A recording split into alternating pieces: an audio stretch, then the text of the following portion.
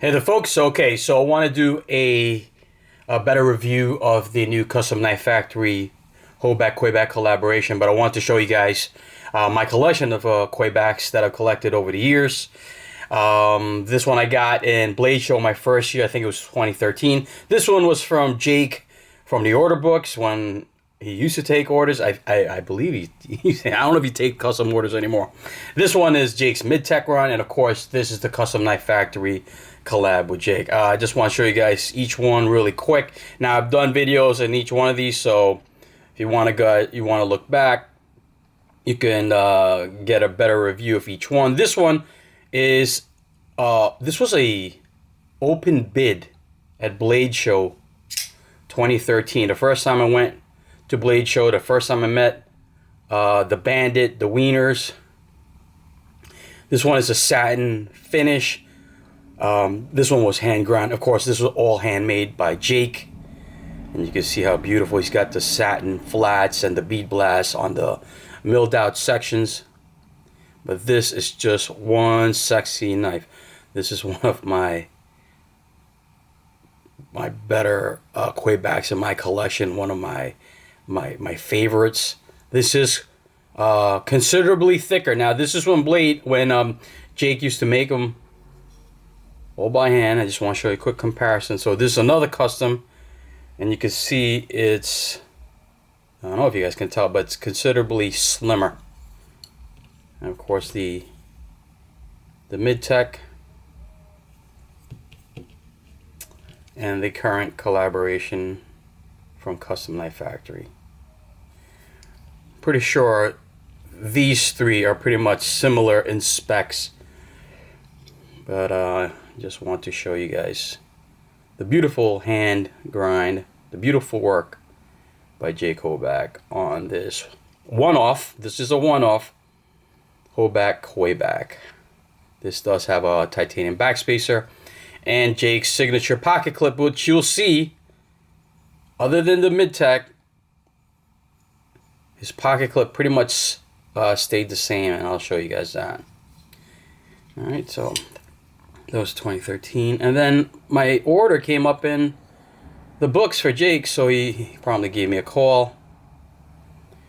This is actually very similar to what Menevade got during the same open bid. His open bid knife, which was more expensive than mine, was very similar to this, and I liked the way Jake did the flame anno on the titanium. So when he asked me what I wanted, I basically wanted the same specs, the same attributes that, come on focus, that Nick got on his knife. And you can see I'm wearing an orange Nick shirt, so you might be able to see the beautiful edge that Jake put on this handmade Kwaiback. He used to put the SOM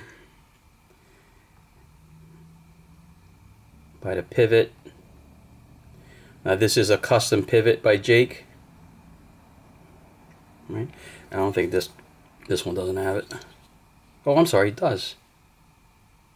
It does. On the other side, he flipped it on the other side. They're very similar.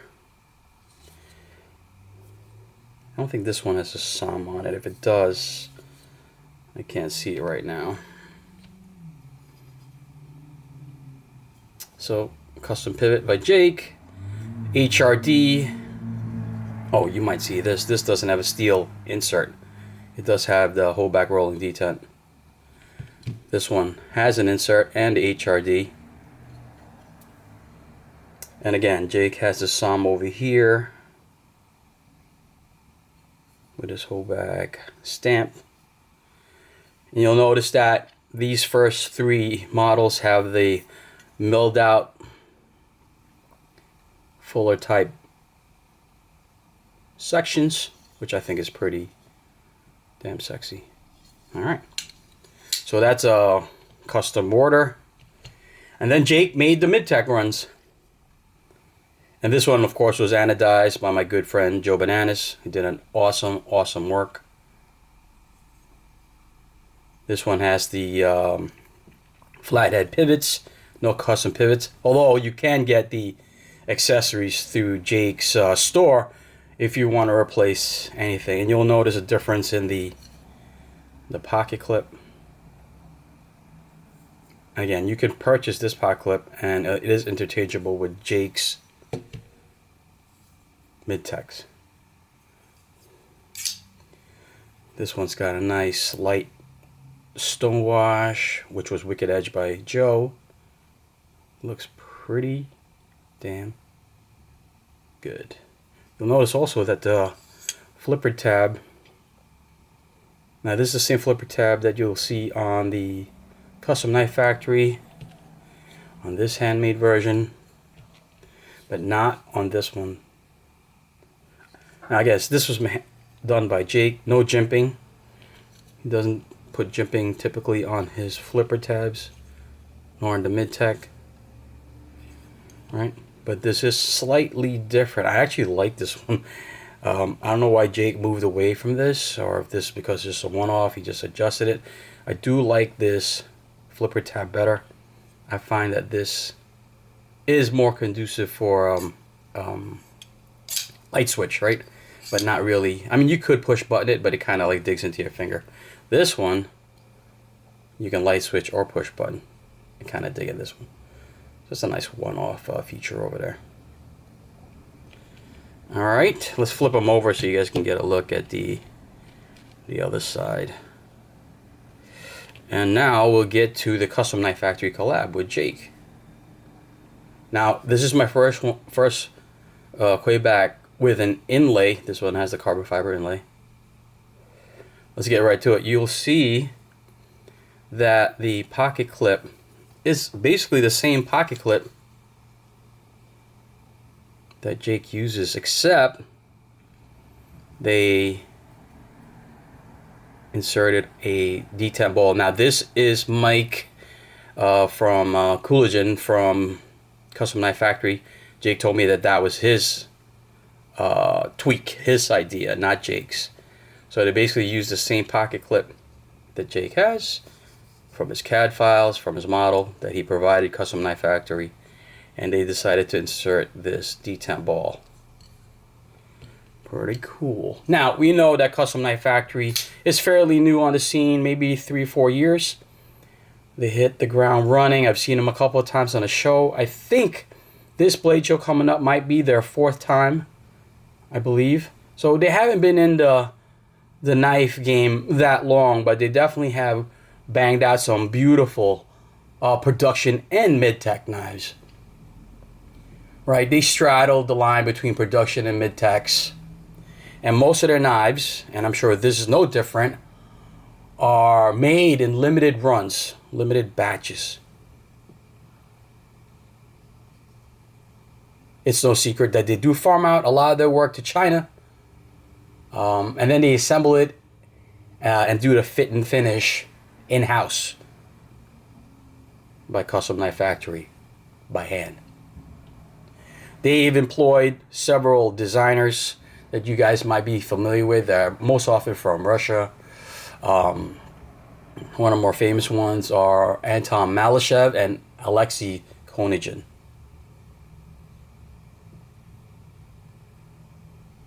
Now let's do the specs. So the specs on this Kwaiback. First of all, they're selling for $620. I got in on the first run, and they advertised it for $420, which of course I jumped right on it, and now it's $620. Different iterations. It might be $640 with a different. They have this marble carbon fiber now. I think that's $640. Joe told me. I haven't been on the site. Overall length is 8.94. Excuse me. Blade length is 3.74, which is pretty much the same specs as these Kwaibacks that Jake makes. The blade steel is M390, which is comparable to like S90V and LMAX. It's got this beautiful, hopefully you can see it, stonewash on the blade. Hope my light's not too bright.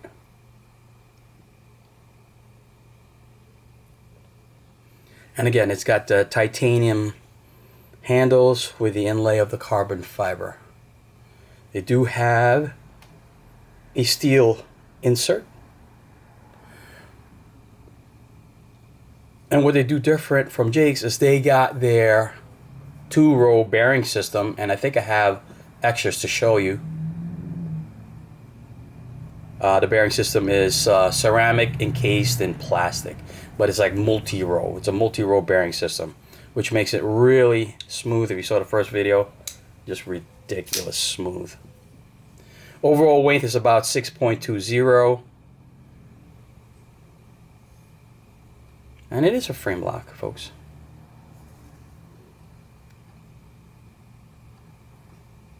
Now, I spoke to Jake yesterday just to pick his brain, find out exactly what he did with this knife. Basically, Jake did not have hands-on in the build of this knife. He provided Custom Knife Factory with his CAD files, and he sent them a couple of models to work off.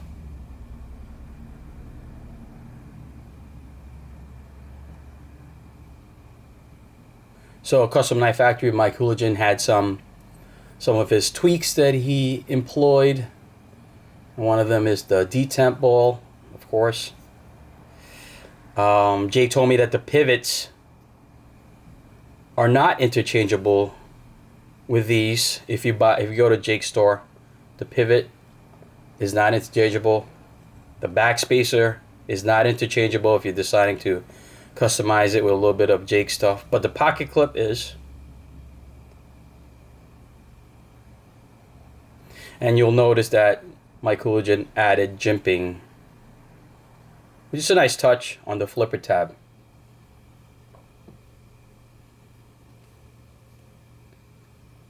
Now, a couple of you savvy guys have looked through my first overview video. Notice there were markings. I don't know if you'll be able to see it on the inside of this. Some markings on the inside. It's very hard to capture, but yeah, there are markings in there. What it says is 2015 CTS XHP. That's not saying that this is steel. This is titanium. There are markings on it. And I believe on this side, yes, on this side, you might be able to see that's HRD with an arrow. Now, what Jake told me was that when he provided them with the CAD files and the models for the knife, he had those markings on them, I guess just to help assist, like where the HRD goes. And I think Jake said that his particular, this marking over here for the CTS XHP, he might have done a run of Blaze Steel, which was CTS XHP. Now, that was part of the model. Now, I don't know if Custom Knife Factory reverse engineered the model utilizing 3D scanners, but Jake told me that those markings were supposed to be removed. They weren't part of it. He just left it there as like, I guess, a guides, right? Does that make sense? Same thing, same thing with the Psalm. It's supposed to be Psalm 23, right? That's all it's supposed to say, which is Psalm of David. And LT is for limited run. Now, again, he left that on the model. Custom Knife Factory left that. It's not supposed to be there. That was just on the model. So that's a little bit of a snafu there. So if you guys were curious why that's there, why the markings on the inside of there, that was on the model that Jake provided, and Custom Knife Factory just left it there by mistake. Right, it is a beautiful knife, like I said. Got some good jimping on it.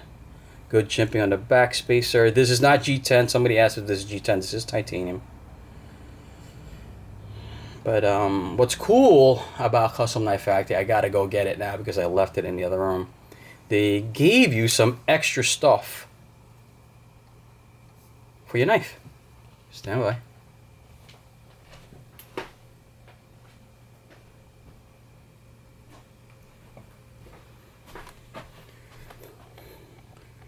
Alright, I see my knife. My blade is about, my battery's about to die. Hopefully it captures this for you guys.